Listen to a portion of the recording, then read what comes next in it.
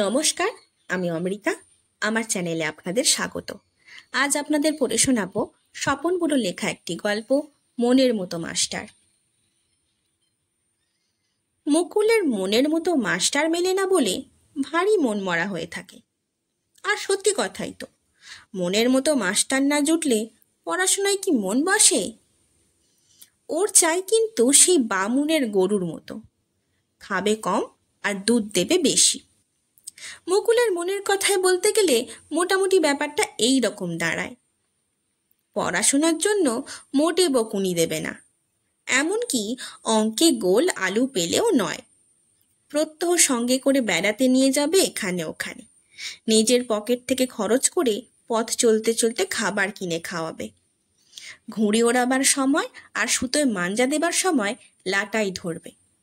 সপ্তাহে একদিন করে সিনেমা দেখাবে। এমন মনের মতো মাস্টার কুমোরটুলি কিংবা কৃষ্ণনগরে বায়না দিলেও মেলে না।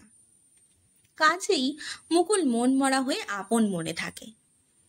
ঠাকুমা ডেকে শুধলেন, হ্যাঁ রে মুকুল, তুই দিনকে দিন শুকিয়ে যাচ্ছিস কেন? এত যে ক্ষীর কলা খাওয়াচ্ছি, তা গায়ে লাগছে না কেন? মুকুল মনে মনে উত্তর দেয়, শুধু ক্ষীর কলা খাওয়ালেই বুঝি শরীর ভালো হবে? ওদিকে ছিনে জোঁকের মতো মাস্টার যে গায়ে সব রক্ত শুষে নিচ্ছে। মুকুলের ম্রিয়মাণ হবার কারণ আছে বৈকি। এখন যে মাস্টার মশাই আছেন, তিনি সব দিক দিয়েই যেন একটু কড়া। মুকুলদের বাড়িতে ছেলেবেলা থেকে স্কুলে যাবার নিয়ম নেই। বাড়িতেই মাস্টার মশাই সর্বক্ষণ চোখে চোখে রাখবেন, আর তিনি মুকুলদের সঙ্গেই থাকবেন। এই নিয়মেই বিদ্যাশিক্ষা চলছে তার। একেবারে যাকে বলে দম ফেলবার ফুরসত নেই। এর চাইতে স্কুল অনেক ভালো। কোনো রকমে দুপুরবেলাটা কাটিয়ে আসতে পারলেই হলো। সকাল বিকেলটা তো নিজের হাতে। তখন লাট্টু ঘোরাও, ফড়িংয়ের লাজে সুতো বেঁধে উড়িয়ে দাও, ঘুড়ি ওড়াও, কিংবা বাগানে বাগানে কাঁচা মিঠে আম চেখে বেড়াও, যা খুশি তোমার। কিন্তু মাস্টার মশাইয়ের জ্বালায় কি সেসব হবার জো আছে? সেই শেষ রাত্রিরে উঠে শব্দরূপ মুখস্থ করতে হবে। যেটা ঘুমোবার মজার সময়, তখন কি না শব্দরূপ মুখস্থ করা। কেউ যদি রসগোল্লা খাবার সময় চিড়ে তার জল মুখের কাছে এনে ধরে, তাহলে ব্যাপারটা কীরকম দাঁড়ায়? এতেই কি ছাড়ান আছে? তারপর সারাদিন ধরে চলল, কখনো অঙ্ক কষা, কখনো ইংরেজি পড়া, আবার ভূগোল পড়ে ম্যাপ আঁকা, বাংলা রচনা লেখা, ইতিহাস মুখস্থ করা। বাপরে বাপ, একেবারে দম আটকে আসবার জোগাড়। মুকুল ভেবে কুলকিনারা পায় না কি করে এই মাস্টারের হাত থেকে রেহাই পাওয়া যায়। মুকুলের কাছে মাস্টার তেতো হয়ে গেলেও বাড়ির সবাইকার কাছে কিন্তু তার আদর দিন দিন বেড়েই যাচ্ছিল। মুকুল দূর থেকে দেখে আর দাঁত কিরমির করে। কি করবে বেচারি, ও যে সবাইকার ছোট। হ্যাঁকে তো আর সে রাতারাতি না করতে পারে না। মাস্টারের কিন্তু হাত যশ আছে বলতে হবে। পিসিমা মাস্টার মশাই বলতে একেবারে অজ্ঞান। মেয়ের বাড়িতে কখন কি নিয়ে যেতে হবে, মাস্টার মশাই একেবারে এক ডাকে খাড়া। মা সবাইকার সামনে ঘোষণা করে দিয়েছেন, এমন গুছিয়ে বাজার নাকি এ পর্যন্ত কেউ করতে পারেনি। সুতরাং তার 7 খুন মাফ। বৌদি বলেন, মাস্টার মশাইয়ের মতো এমন রং মিলিয়ে উল্কেনবার ওস্তাদ এ পর্যন্ত তিনি কাউকে দেখেননি। সারাদিন শুধু সেলাই নিয়ে আছেন। ভারী খুঁতখুঁতে মানুষটি, কোনো জিনিস পছন্দ হয় না।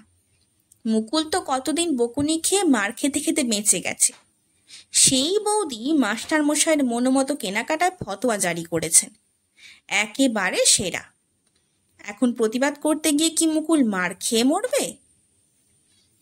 ঠাকুরদা বলেন, মাস্টার আফিং কেনায় ভারী ওস্তাদ, ওজনে একটু বেশি ছাড়া কম থাকে না। ভদ্রলোকের এলেম আছে বলতে হবে। আর রাত্রিরে শোতে সিনেমায় যাওয়ার ব্যাপারে মাস্টার মশাই ছোট কাকার সঙ্গী।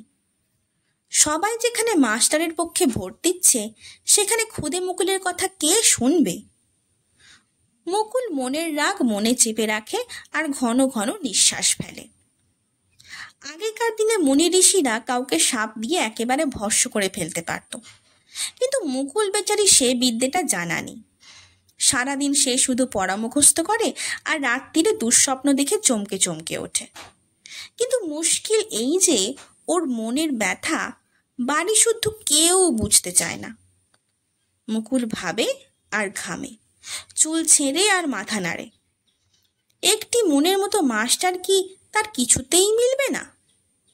একবার ভাবে বনে চলে যাবে মুকুল। আপন ভোলা মহাদেবকে স্তবস্তুতিতে তুষ্ট করে যদি কোনো রকম একটি বর বাগাতে পারে তবে আর কিছু দেখতে হবে না। কিন্তু বনে নাকি বড্ড মশারি খাটাবো কি করে? মশার ভয়েই তার আর বর নেওয়া হয় না। তবে কি করে মাস্টার মশাইকে তাড়ানো যায়? অনেক ভেবে ভেবে সে একটা বুদ্ধি ঠিক করে ফেলে। ঠাকুরদা রোজ আফিং খান, ছাড় পোকার কামড়ে তার কিছু যায় আসে না। আফিং খেয়ে ভোঁস ভোঁস করে ঘুমন সারা রাত। তাই ঠাকুরদার খাটে কিলবিল করে যত রাজ্যের ছাড় পোকা। মুকুল অনেক ভেবে চিনতে সেই খাট থেকে ছাড় পোকা সংগ্রহ করে একটা শিশির ভেতর পুড়তে লাগলো। তারপর একটা শুভ দিন দেখে সমস্ত শিশি ঢেলে দিয়ে এলো মাস্টার মশাইয়ের খাটের ফাঁকে ফাঁকে। ঠাকুরদার শুকনো শরীরে ওরা আর কতটুকু তাজা রক্ত পেত? এই জোয়ান মাস্টার মশাইকে পেয়ে ওরা একেবারে সাঁড়াশি আক্রমণ শুরু করে দিলে। একদিন গেল, দুদিন গেল, অবশেষে 3 রাত্রি না ঘুমিয়ে মাস্টার মশাইয়ের চোখ দুটো জবা ফুলের মতো লাল হয়ে উঠল।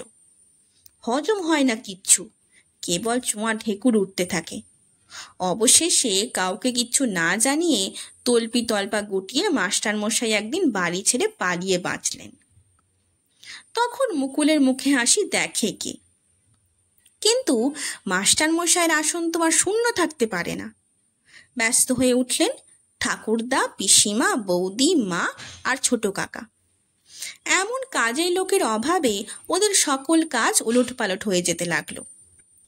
এবার বাড়ি এলেন গোঁফওয়ালা এক জাঁদরেল গুঁফো মাস্টার, ব্যায়াম শিক্ষক কোথাকার। তিনি এসেই ফতোয়া জারি করলেন, শুধু পড়লে তো হবে না, আগে শরীরটা শক্ত করতে হবে। শেষ রাত্রিরে উঠে 4 মাইল রাস্তা দৌড়তে হবে, ফিরে এসে চিড়েতার জল খেতে হবে, সপ্তাহে 3 দিন উচ্ছে সেদ্ধ, ইদারা থেকে প্রত্যহ 25 বালতি জল তুলতে হবে, ঢ্যাঁড়স খেতে হবে গোটা 10টি করে, দুধের সঙ্গে ডিম ফেটিয়ে গিলতে হবে। কিন্তু মুশকিল বাঁধল এই যে এর কোনো ব্যাপারটাই মুকুলের পছন্দ হয় না। একদিন দুধের সঙ্গে ডিম খেয়ে তো সে বমি করেই ফেলল। সকালে দৌড়ে পায়ে ব্যথা করে গেল, তারপর চিড়েতা আর উচ্ছে। ওরে বাবা, এর চাইতে শব্দরূপ, ব্যাকরণ, ইতিহাস, ভূগোল, মায় অঙ্ক পর্যন্ত মিষ্টি বলে মনে হতে লাগলো। হায় হায়, কেন আগের মাস্টার মশাইকে ছাড় পোকা দিয়ে তাড়িয়েছিল? মুকুলের মনে হলো তপ্ত করা থেকে সে একেবারে গনগনে আগুনের মধ্যে এসে পড়েছে। এখন কি করে এই বিপদ থেকে উদ্ধার পাওয়া যায়? 1 পা 2 পা করে সে মায়ের কাছে গিয়ে হাজির হলো। আচ্ছা মা, তুমি আমার আগের মাস্টার মশাইয়ের ঠিকানা জানো? মা কপালে করাঘাত করে উত্তর দিলেন, আহা, সোনার চাঁদ ছেলে ছিল সে, এমন গুছিয়ে বাজার আর কেউ করতে পারে না। মুকুল বললে, বাজার নয় মা, ঠিকানা। মা জবাব দিলেন, পাগল ছেলে, আমি কি করে তার ঠিকানা জানবো? হতাশ হয়ে মুকুল এলো বৌদির কাছে। আচ্ছা বৌদি, তুমি আমার আগের মাস্টার মশাইয়ের ঠিকানা জানো? বৌদি উচ্ছ্বসিত হয়ে উত্তর দিলেন, আহা, এমন রং মিলিয়ে উল আর কেউ কিনতে পারবে না। মুকুল অসহিষ্ণু হয়ে শুধোলে, উল নয়, ঠিকানা। বৌদি ক্রুশের কাঁটা চালাতে চালাতে বললেন, কে কোন দোকান থেকে কিনতো ভদ্রলোক, তার ঠিকানা আমি কি করে জানবো? হতাশ হয়ে মুকুল ঠাকুরদার কাছে গিয়ে দাঁড়ালো। কি রে মুকুল, কি চাই? আচ্ছা ঠাকুরদা, তুমি আমার পুরনো মাস্টার মশাইয়ের ঠিকানা জানো? পুরনো মাস্টার মশাই? আহা, আফিংয়ের জন্য এখন যে অসুবিধায় পড়েছি, ভদ্রলোক বড় ভালো আফিং কিনে দিত আমায়। অসহিষ্ণু হয়ে মুকুল চিৎকার করে উঠল, আহা, আপনি এর কথা কে জিজ্ঞেস করছে? আমি চাই তার ঠিকানা। ঠিকানা? ঠাকুরদা খাপ থেকে চশমা খুলে চোখে লাগিয়ে বললেন, ওই যে দেওয়ালের গায়ে লেখা আছে, পড়ো তো দাদা। বড় ভালো ছেলে ছিল, কেন যে না বলে চলে গেল। মুকুল এগিয়ে গেল দেওয়ালের দিকে। সত্যিই তাই, পেন্সিল দিয়ে ঠিকানাটা লেখা আছে। মুকুলের মনে হলো সে মস্ত বড় একটা জিনিস আবিষ্কার করেছে।